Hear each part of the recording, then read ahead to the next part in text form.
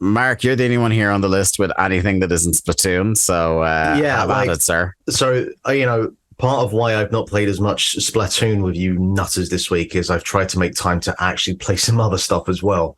I should probably do that also. Why bother? Video games are over. Splatoon is out. Because I'm conscious that we have about 2 months and a bit left before we start gearing up for Game of the Year, and I've still got Elden Ring to play, so I'm trying to. I feel like Mark was gearing up for Game of the Year in January, to be honest. Yeah, pretty much. Mark. As soon as it hits January 1st, I'm already, I think I've said this to you before. Please stream Elden Ring.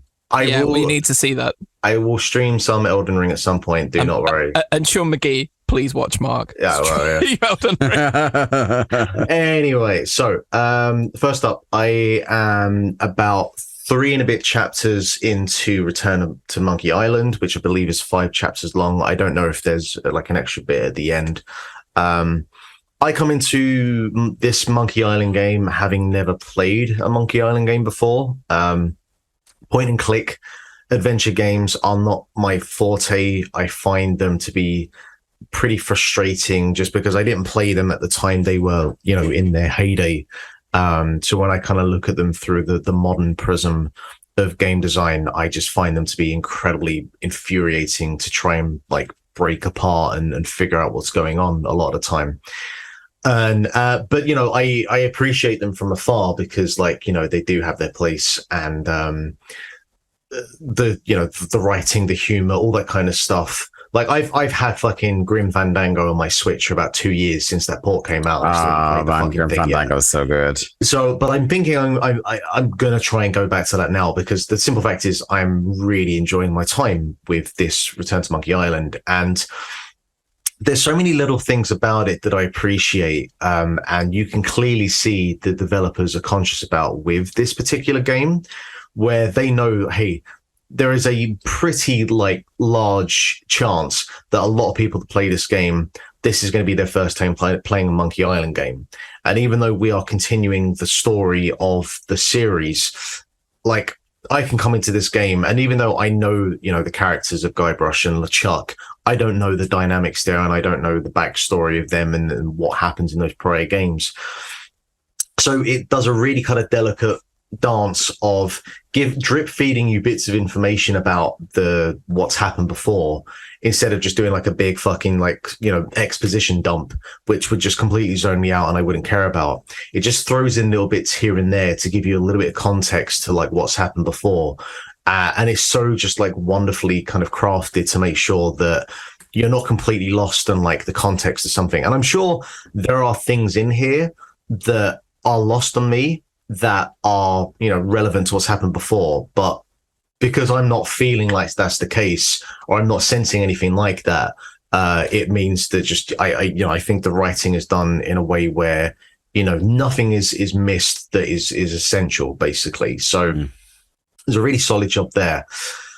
I think the other thing, which is more crucial, is the things that they've done to take that kind of old school Scum point and click adventure style game and bring it kind of kicking and screaming into the 21st century and modernizing it in a way where it's just so streamlined. Because one of the things, if I was to go back and play OG Monkey Island, is I probably wouldn't get past the first screen before I threw my mouse at the monitor and just walked off, because they're not kind of just fluid in their design, and the kind of pacing.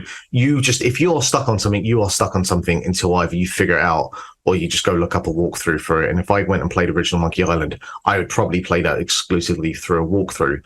But what they do here is, first of all, there's 2 things that you can use to help the flow. One, there is a notebook that tells you what your kind of current objectives are, and it's just a checklist of steal the map from LeChuck, get these kind of 5 things, blah blah blah blah blah. And it does it in an indentation of bullet points where okay, here's the task that you need to do, and if you've done that, here are the next kind of related tasks to that. Because the way the game works is that here's a MacGuffin that you need, but to get that thing, you need to go talk to this person to get this thing, which is then related to the original MacGuffin. But then that person wants this thing, and you kind of work from the first part of that chain and work your way back upwards, and the task list, does that for you to at least let you know if you get lost. Yeah. You like that task list, and do you like that approach? Yes, I do, because you are going to hate Elden Ring. Yeah. There are very few things I'm more confident of this year. Oh yeah, I know. I'm going to hate Elden Ring, but the thing with it, and the thing with the other thing as well. So if you do get stuck on a particular task or whatever you're trying to do, and you have no idea what it is you're trying to do, there's another notebook that is basically for hints. And it kind of layers the hints out. Like, you don't just select and say, hey, just tell me how the fuck I do this. It starts off by giving you kind of like a vague kind of seed of information or a crumb of information, like maybe you want to go over here. And then if you're still not sure, you can hit like A again, and it says, you need to talk to this person. And if you're still not sure, it's like, look, you just need to get this fucking object from this person. Now go and do whatever it is you need to do. So the thing that makes it really elegant is if you don't want to, you never have to open up either of these notebooks. Like, if you just, can just boss your way through the game, you never have to look at the hints. You never have to look at the task lists. But the simple fact that they're there means that if you do get stuck, you don't have to spend like an hour just wandering around, clicking on everything, waiting for whatever it is that you need to happen.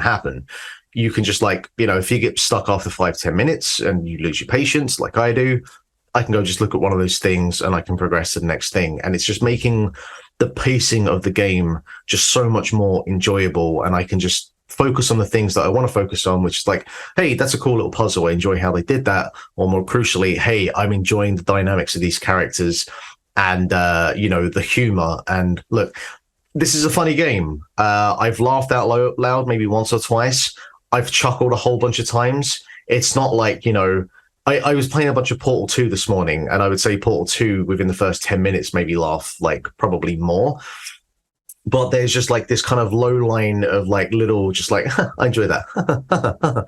And I think it's a really, really well written game in a way that, like, comedy and humor and video games, it's kind of a weird like relationship. It usually doesn't work for whatever reason, but like, this is one of those games that like, you can say it's a comedy game, or it has comedy in this game, and it actually does deliver on the comedy. So from that aspect, between just the writing and the actual kind of voice acting, it's really strong across the board there. And yeah, like, just the simple fact is that, I know in older point and click games, like, you will look at a screen and it doesn't tell you what you can click on. You just start clicking on stuff and see what happens. Here, it clearly signifies, here are the things in the screen that you can click on, and just the whole process.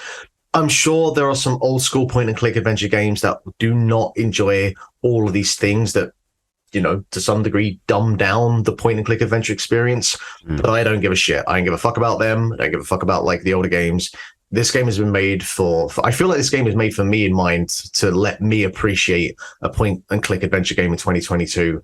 And yeah, I'm having a blast of it. And I can really, really recommend this. I don't know how the landing will stick, but I'm a good kind of 4 hours in, and I kind of chomping at the bit to go back to it. And again, it's part of why I've not played as much Splatoon this week, because I've genuinely been enjoying playing this. Yeah, I'm the flip reverse, because like, I have it downloaded, I'm excited to play it, but just like the all-consuming weight of Splatoon, I haven't been able to resist like you have.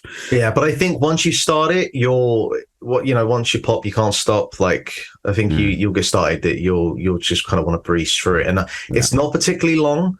And I think, again, part of that is just the way that the game design has been streamlined in a way to like just make that flow a lot more streamlined.